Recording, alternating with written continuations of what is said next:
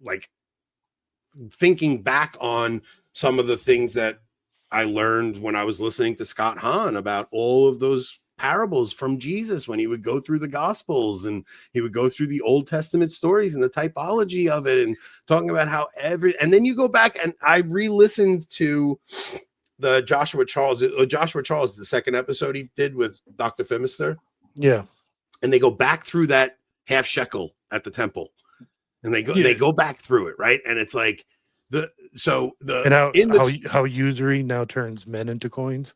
That too. So all right, so in the Torah, it gives permission for them to collect this half shekel for the for upkeep of the priest, basically. But for the Passover. Right. So you got to pay the half shekel to get the lamb for the Passover. They no longer mint that shekel. So they make a deal with Rome, and Rome allows them to mint this older coin. Because Rome won't let them mint their own, right? Because they would say they have sovereignty then. Sovereignty and autonomy. Rome's like, you can't do that. But there's this old Tyre half shekel. We will let you mint. And that's all. And that half shekel has the image of Baal on it. Right. So you have to think about when Jesus says, should we pay taxes to Caesar? Give me the coin. Whose image is on that? Oh, Caesar's. Give Caesar unto Caesar's what's Caesar's and give to God what's God. Now in the temple, there's an image of Baal on this half shekel. You're offering what is Baal's in the holy temple of God. So people really have a very, very big misunderstanding of what is happening when Christ overthrows the tables of the money changers. He's not doing it because they're making money in the temple. What they're doing is they are trading. They're giving them images of Baals in the court of the Gentiles, right? Like it's about blasphemy in the temple of God. That's blasphemy in the temple is overthrowing the Gentiles. The temple is made up of 3 parts. The court of the Gentiles is where the Gentiles should be able to come and worship the one true God. And it's meant as a foreshadow of the covenant going out to the Gentiles, how the Messiah will come through the Jews and go out to the Gentiles, and the Gentile nations will one day worship the one true God. It is meant as a prefigurement of that. And the Jews, the veil, right? They get split. Is the veil between the court of the Gentiles and the inner court, right? So Paul talks about the dividing wall of hostility being broken down in Ephesians. We did this when we did the Danielic mystery. The Danielic mystery, right? Yeah. The dividing wall of hostility is the outer court of the Gentiles. Then there's this dividing wall of hostility where if you're a Gentile and you cross that wall to the inner court, they will kill you, right? So Paul talks about how Christ brings down the dividing wall of hostility, separating the distinction between Jew and Gentile. Like the Gentiles are now part of the covenant promises, right? Mm-hmm. But the Jews were so adamant that they would never share the promises with the Gentiles. They didn't let the Gentiles in the outer court, and they just made it a place to exchange for the Roman the Roman Tyrian half shekel, for the Tyrian half shekel, and they're literally committing idolatry rather than letting the Gentiles come in and worship the one true God. And it's like that, it brings so much more to when Jesus is talking in John chapter 8, and he's telling them, he's like, if you were sons of Abraham, you would rejoice at my coming, but your father is the freaking devil. And like, not getting this whole thing is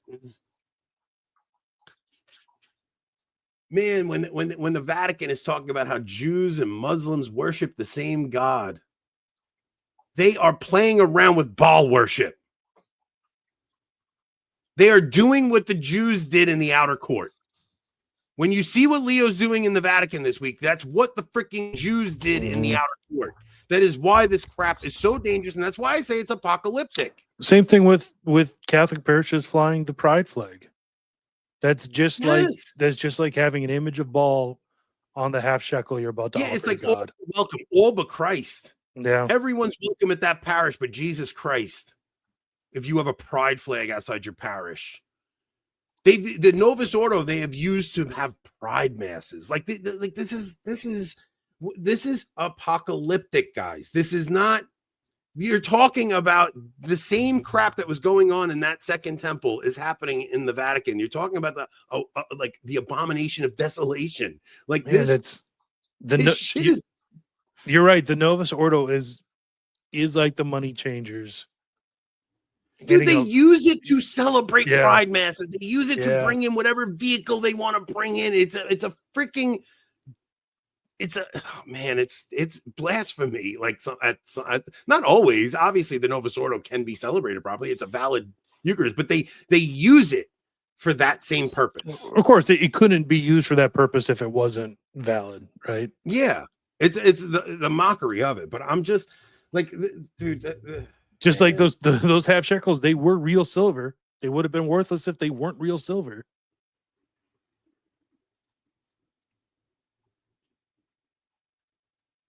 I'm just saying, like, if you guys don't understand the severity of what's happening here, it's like, yeah, in some ways, like the Sedis are right. Like, this stuff is crazy, you know? Yeah, they're right. But the reason they're wrong is because these actually are the ministers of God. Yeah.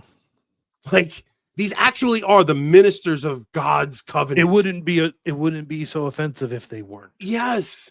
Like, these men do sit in the seat of Moses. Right. It would be meaningless if it wasn't the church doing this. These are the ministers of God, and they are doing this crazy, crazy crap, and they're leading God's flock astray, and they've been doing it for 70 years now. So, like, to think that this will just continue on for another 100, we'll just get a good pope in 100 years. You know, we just got to wait it out for all these conservative priests to become bishops. Like, you guys are nuts. It's not how this is going to play out. I'm just telling you.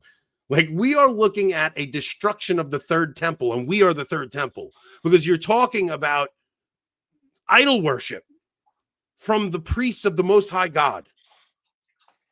And if you think that is just, we'll just wait it out till the conservative priests get in, man, you guys are not paying attention. This stuff is coming to a head very soon. And when you take it into account of everything that's happening in the world, and even the stuff we're talking about tonight with our country, the way we spend money, and we're going to hit a freaking financial wall at some point, and it's just going to be like, we can't do anything else. There's going to be the freaking battle of Armageddon amongst all these countries who are doing the same crap. You got this war brewing up in Ukraine right now, and Russia's involved, and China's involved, and we're going to hit a dead end financially, and we're going to go, we need another war so we can drum up our economy again, just like we did in World War II. This shit is coming to a head, guys. I'm just telling you. I don't care if you guys think I'm nuts. I don't care if you think I'm black pill. This is what's happening. I don't think you're nuts, and I agree that, yeah, it's coming to a head. I would just say that the parallels between this and in the Roman world in the late, 4th century, early 5th century, very similar. You have a crisis in the church. We have the crisis now. They had the Arian crisis. You had an immigration crisis. We have what we have now. You had the barbarians, running up roughshod over Rome because the Huns were chasing them. You have money devaluation happening now. You had the Romans literally making their coins smaller and smaller because the golden goose had stopped laying, the golden eggs. So there could be a rebirth of Christendom. There could be a rebirth of Christendom. Right. Their world did end. Yeah, that's what I'm saying, right? Like, reborn into Catholic. And the thing is, they didn't have nuclear weapons, and they didn't like the thing. That's very true. Like we're talking about a level of destruction on the world. Like, I feel like the 20th century was a prefigurement of what's coming in the 21st, man. Like the level of death and destruction that mankind is capable of at this level. It's not the same as the Roman Empire. Yeah. So you're talking about the third secret of Fatima stuff, like a city in ruins, the Pope walking over dead bodies, like what they've happened. Like, dude, you look at all the Muslims that are in Rome right now, man. Like, it's just a flip of a switch, and that's it. It's just so simple that this stuff can happen.